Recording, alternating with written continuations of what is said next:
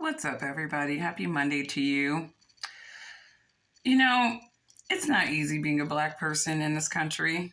It really isn't easy being a Black person in America. No matter how much it has been improved and like the Black American experience through civil rights have been improved, some things just never change. And when you think about the things that never change, it's usually the investment in the projection of the Black individual in America, right? There's always been an investment to make the Black individual exist in almost a state of duality, right? Because no matter how much we think that we are above a stereotype or a narration of us, there's always going to be people in this society who want to remind us, that, hey, you're a part of this narration by de facto of your skin color. And so we see this in so many different colorful ways. And I've talked about this, the projections of Black people in the mainstream and how it creates ideas about Black people in society that a lot of times are generalized and not fair to the core community values. You have Black faces that are invested in this. You have white faces, invested in this. And typically the white faces are empowering the Black faces. They become the tokens to the narratives that they would like to project about Black people. And I remember when I was like in middle school, there was a movie, I think it's Robin Harris. He passed away. He was a comedian, a Black comedian. And he came out with a movie called Bebe's Kids, right? And we all went to go see Bebe's Kids, right? And even with Bebe's Kids, you were looking at the movie, you saw the comedy of Bebe's Kids, but you really didn't see the reality of Bebe's Kids, where you had this single mother, these kids not being taken care of, and it was just sad. It was just very sad, and it was a reality that we probably missed. Some people caught it, but we probably missed that reality in Bebe's Kids, right? Because they were trying to mask it with comedy, right?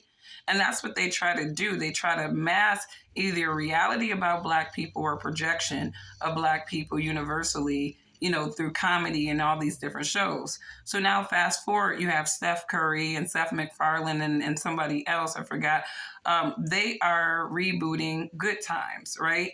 Now this show was, I believe this show took place in the 70s or 80s, late 70s, 80s, and it was about Black people living in the ghetto and poverty, right?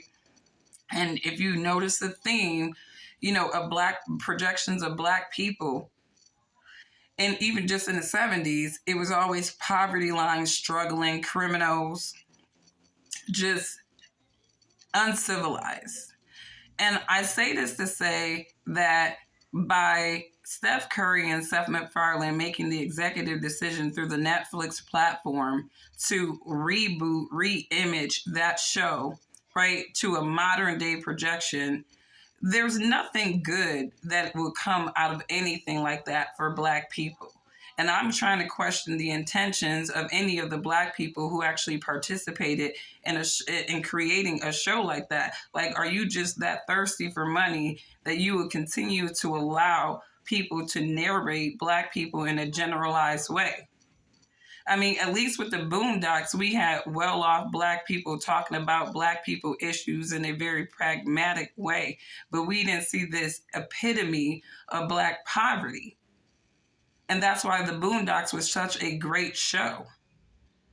I was not offended being a Black person looking at the Boondocks. They talked about certain Black realities. Yeah, they did kind of highlight some of the truths of Black people, but it was in a very pragmatic way. I don't understand what type of pragmatism this new reboot of not Baby's Kids, I hope they don't reboot that, but of Good Times is going to accomplish. The trailer looks like hot garbage.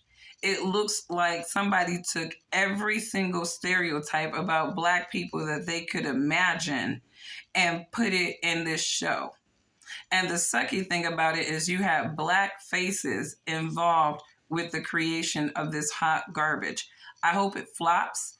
Shame on Netflix. Shame on Seth Curry, especially. Like, shame on you. And you are the problem. Black people like you, black looking people like you are the problem. Because as opposed to getting a handle on the black narrative, projecting maybe your lifestyle, you're projecting that garbage. And, black people need to start waking up. This is what some of even these black faces think about you. That they think so less of you that they would sell the black narrative out, characterize black people in generalized ways so that they can make money. So, anyways, kudos to all the black people on the mic rejecting this, calling this out. I hope it flops. And I hope that these people can go back to the drawing board. Give us some Bill Cosby, give us some Claire Huxtable, give us some educated black people who have a storyline that matters. But if that's just not appealing enough to you, then stop covering black people. Stop creating any type of content about black people. It's really that simple.